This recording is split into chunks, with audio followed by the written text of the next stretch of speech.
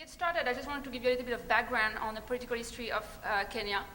As you all know, Kenya was a British colony for a while, from 1895 until it became independent in 1963. Shortly after independence, it became a republic with a very heavy role for the president as both head of the state and head of the government. And in practice, even though it was not always enshrined in the constitution, it was a one-party state for a long time until 1991. And in fact, one party, the KANU, the Kenya African National Union Party, was in charge for close to 40 years, with only two presidents over that period. First, Jomo Kenyatta for 15 years, and after he passed away in 1978, Daniel Arap Moi became president. He was a vice president and he became president, and he stayed in power for 24 years. Things changed in 2002 when there was often considered the first truly open and fair and free election of a president in Kenya. And at the time, Moi was not allowed to run again for president, but he appointed a successor, Uhuru Kenyatta, the son of Jomo Kenyatta, but that successor did not succeed in winning the election, and Mwai Kibaki, who was representing the opposition that had organized itself in a party called the Rainbow Coalition, won. And this was a very hopeful time and a very exciting time. I was in Kenya at the time, and people were very excited about the platform on which Mwai Kibaki ran, which was a platform of anti-corruption and essentially getting the KANU cronies out of their rent-seeking position. So this is the context in which the 2007 election took place, which was when Mwai Kibaki's first term ended and he ran for re-election. There was a lot of campaigning in the fall that preceded the election. Essentially, people fell out of love with Mwai Kibaki relatively quickly after he was elected. And one of the former members of the Rainbow Coalition, Raila Odinga, left Kibaki's party and created the Orange Democratic Movement, and they campaigned quite heavily throughout the fall of 2007. The election took place at the very end of December, on the 27th. Initial tallies suggested that Odinga had won, but no announcement was made for a while, and people started getting a bit antsy about the fact that no announcement was made. Finally, after 2 days, an announcement was made that Kibaki had won. And at that time, a lot of people felt that it was not right. This announcement spread violent riots that transformed quite quickly into ethnic clashes because essentially the supporters of Kibaki and those of Odinga were from different ethnic groups. And essentially this led to about 2 months of civil conflict with essentially markets being closed, roads being blocked, and the economic activity being seriously disrupted. Finally, after 2 months, thanks to Kofi Annan coming to Kenya and trying to broker an agreement, a peace agreement was signed, and essentially Kibaki stayed president and Raila Odinga became prime minister. He is still prime minister to this day. All told, shortly after this conflict, the numbers that were provided about its consequences on the human and economic consequences were that close to 1,200 people had died from the conflicts, and over 500,000 people got displaced, which meant that they had to leave everything they owned and to go protect themselves, going to a region where they would be safe. This type of violence after an election is not uncommon. So I'm going to talk about what happened in Kenya in 2007, but since then, very similar type of events took place, for example, in 2008 in Guinea and in Zimbabwe, in 2009 in Madagascar, in 2010 in Côte d'Ivoire. I'm sure you've all heard about the Côte d'Ivoire one. In Nigeria in 2011, there was also some blood during the election time. Recently, it's a bit different, but in Mali, there's been a coup and a lot of violence following that. When I show you this map, I don't want you to think that Africa is a basket case and that every election leads to a bloodbath. There have been some elections that were very peaceful. Just some examples recently. Ghana in 2008 had a very peaceful presidential election. Zambia in 2011. Very recently in Senegal, the incumbent lost the election and just left. But today I want to focus on the countries that do not have peaceful transitions and focus on the case of Kenya in 2007. It was a short crisis, if I may say, of 2 months, but I'm going to show you that there can still be some terrible consequences of such crises. Within Kenya, the violence was quite localized in the sense that it was mostly in the Rift Valley that there were a lot of fights going on in Nairobi and in Mombasa. And the data that we have to look at what happened is actually from Western Kenya on the border with Uganda, which was not directly affected by the violence. Okay? And I already told you that there were over 1,200 deaths and 500,000 people displaced. And obviously you can imagine what that means for people. But I'm going to show you that on top of these numbers, the people who lived outside of these conflict areas were affected through disruption of normal economic activity. And the first piece of evidence that I have for that is some data on prices over the time period of the crisis. This is just before the election, so that's November of 2007, December of 2007, and this is the first week of January following the election, second week, third week, February, and March. Okay? And so you can see here that right after the violence started, prices started spiking up. And I don't know if you can read the legend here, but this is milk, cooking oil, bar of soap, sugar, phone cards. This is to be able to call on your cell phone, and Coke, obviously a very important good for everyone. And as you can see, the prices for this really skyrocketed of a base of 100 in November and went up to 25%. And for some products, it still remained high. And for a lot of people who live on the brink of subsistence, a 25% increase in the cost of milk or soap or cooking oil is quite damaging. So this is the first illustration that I have to show you that the fact that part of the country was under conflict meant that even parts of the country that were not directly affected by conflict were affected through this economic channel of the roads being blocked and the normal markets being shut down. The reason why I can talk to you today about the consequences of this crisis on people is that we had been collecting data with Jonathan Robinson on a bunch of individuals in Western Kenya for a while as part of other research projects. And we've been collecting data on a regular basis with these folks, and they were very familiar with us and our enumerators. And so we felt comfortable in the few days or weeks that followed the conflict to just show up at their doorstep and ask them what happened to them over the last 3 months. And that's not something that, as Semina said, you can easily do. If you've never set foot in a country, you can't just show up right after the end of a conflict and just ask people, hey, so what happened to you last month? Very often people shut down and they don't really want to share with you the tough experiences. In our case, we could do this because we had established a relationship with these respondents beforehand. So we showed up as soon as we could, and we had 3 different types of people in our sample. We had small-scale market vendors, street vendors. These are really poor people who are really on the, under the poverty line with average daily expenditures for the households of $1.50 per day. We have shopkeepers who are more like middle class. They make slightly more money on a monthly basis and they spend a little bit more. They are above the poverty line.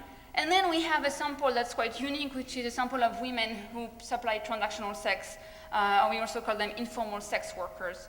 And they also have relatively higher daily expenditures, but they also have, part of this is higher costs to maintain their business. So the data that we have is that, as I said, we went back and asked them questions about what happened during the crisis. And in particular, for the sample of informal sex workers, we designed, or I should say my co-author, John Robinson, we did all of the work on this because he has been the one focused on this sample before, designed a very detailed module to be able to ask these women about their sexual behavior throughout the crisis and shortly after the crisis. So what we find first, if you just look at what happened to people's income during the crisis, not surprisingly, it went down. This is for market vendors and this is for shopkeepers.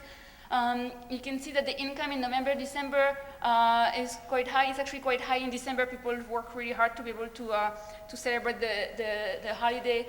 But then as soon as the crisis hits, you can see the first week of January, income goes down drastically. It stays low throughout January. It starts picking up in February and March. And the same for shopkeepers.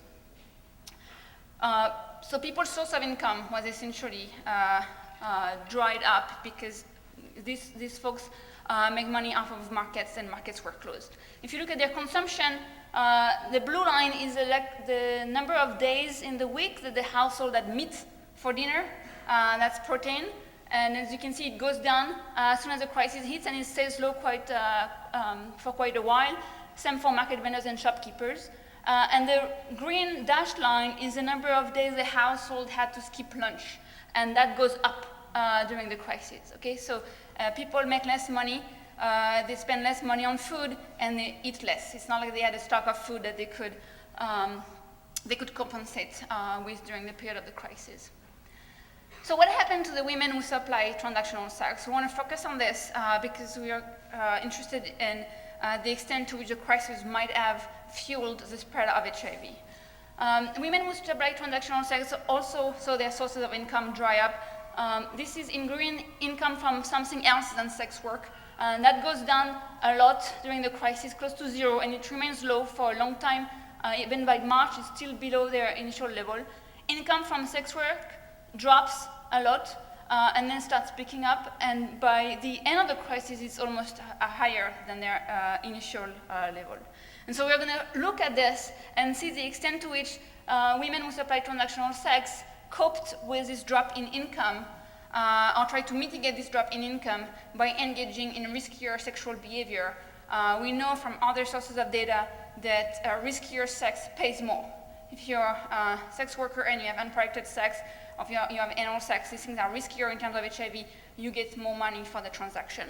And we do find evidence of this. So this is the number of times that women who supply sex had unprotected vaginal sex. I'm sorry, this is a little bit crude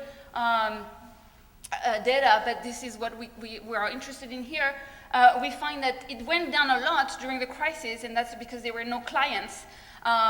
But then it goes back up, and in fact it goes way above its initial level after the crisis. So as soon as the markets resumed, the sex market resumed in full force, and in fact these women engaged in more sex than before. And if you look at the number of unprotected acts per client, this went up throughout the crisis. So the few clients that these women could find during the crisis, they were much more likely to have risky sex with them. And we also have data on anal sex, unprotected anal sex, and here you see that it's relatively low levels, but when the crisis ends, essentially there is a jump up. And so what happened is that women tried to make up the lost income, they lost all of their savings through the crisis, and they tried to make that up by engaging in really risky behavior afterwards. So obviously, our concern here is the implication of this on sexually transmitted infections and their transmission in the population. We do not have data on this, but we know from other sources that informal sex workers have a high rate of infection with HIV. In fact, in our sample of women, we tried to trace them after a year, and 13% of them had died by then. These are women who are on average 35, 36 years old, so a 13% mortality rate is not normal. We take it as a signal that most likely they have a high rate of HIV infection, which means that this increased risky behavior that they had during the crisis might have increased transmission of HIV to the general population. And for those of them who were not yet infected, they might have gotten infected. But one thing to keep in mind is that this might be only the tip of the iceberg. Okay, so we had a sample of women whom we knew were already engaged in informal sex work before the crisis, and we can see that they had to respond by putting their life on the line. It's very possible that the crisis actually fueled entry into sex work, and there were a lot of newspapers accounts of this. Women who were displaced and had no sources of livelihood in their new area had to enter sex work, and so what we see might just be the tip of the iceberg. There could also have been a lot of violence against women during the period of conflict in the conflict zones themselves that we're not picking up here.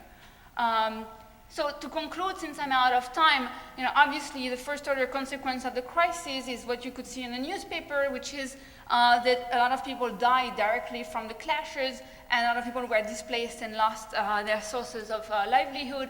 But what we want to show you here is that these numbers hide a huge host of other problems for people outside of the conflict areas. Even in areas not directly affected by the conflict, there are negative consequences of the conflict. The post-nation crisis, according to our data, had huge impacts on people's income and consumption and food consumption. And also there is hidden channel that you don't usually have data on, showing you that there was an increase in the extent to which sex worker provided unsafe sex in the aftermath of the crisis to cope with the income shock, which might have consequences for the transmission of HIV and other sexually transmitted infections in the long run. So the key question is, how do we make sure this does not happen in the next presidential election in Kenya, which is coming up? It was supposed to be in December 2012. It's been rescheduled to March 2013. And I hope that the rest of the day is going to give us some hints and ideas as to what can be done to make sure that such election violence or conflict more generally does not happen so much anymore. Thank you. Okay, we have a question in the back left. Just 1 second. There's a microphone and we want to record the questions. Hi. Thank you for your presentation. Could you tell us how large the samples were? How many people did you actually get to talk to? And how often would you get to talk to them? I realize this was over a period of weeks, and in what kind of circumstances do you ask these sorts of very intimate questions? Thank you for this question. So the sample sizes were around 150 street vendors, around 200 shopkeepers, and around 230 women supplying transactional sacks. So relatively small samples, but not totally trivial numbers either. And obviously you don't show up at someone's house and say, hey, did you have anal sacks yesterday? They don't necessarily answer that question. But as I said before, we had developed a relationship with these respondents, and in particular for the work with sex workers, my co-author Jonathan Robinson had spent a lot of time for years before that establishing a relationship with these women. And so the enumerators doing the survey were actually former sex workers themselves who had joined a peer group and essentially managed to find another source of income. And they were regularly meeting with the other women and helping them through peer group and peer meetings, discussions, and things like that. And so they really had the trust of the women. And so they were asking these questions, acknowledging from the very beginning that this was a research project and we are interested in understanding the circumstances that these women faced, and that we were asking them to kindly tell us what was going on in their lives and how they were making money. And some, a few people refused or were not available for the survey, but for the most part, if you introduce things properly, people understand the value of sharing their experience and the numbers so that we can get a better picture of what's going on.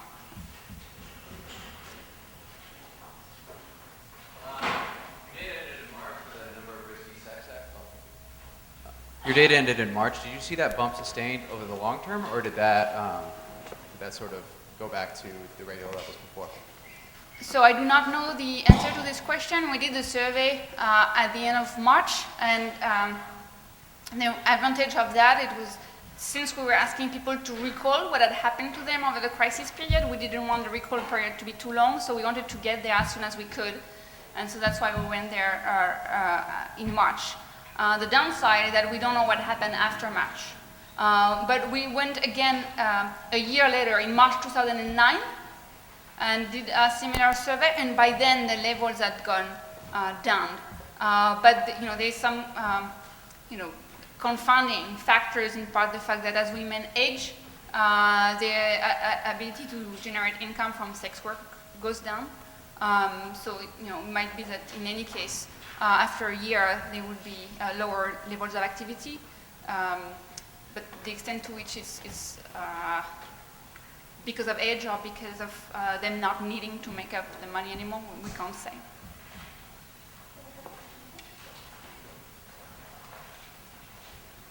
Thank you. You could imagine the dynamic that you described happening anytime there's any kind of price shock or disruption to the market. So I'm wondering if you've got any evidence that there was something specific to this being a political crisis or something about election violence, something specific to the nature of the crisis rather than just being about price shocks that drove the kind of dynamics you saw.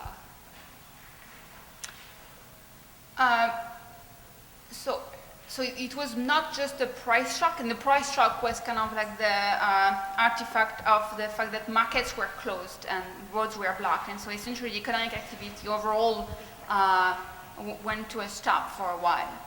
But this could happen because of a massive national disaster, for example, and I think you would see the exact same stuff going on, except that markets would recover most likely much more slowly if you had a national disaster.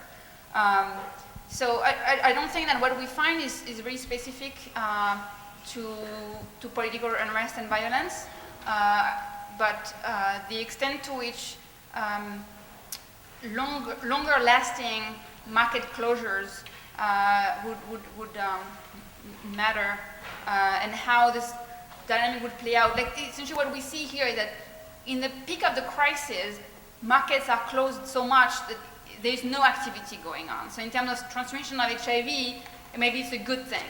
The problem is that at some point there's a recovery period where things are back to normal, markets are back to normal, and people need to make up for the savings and the income that they lost.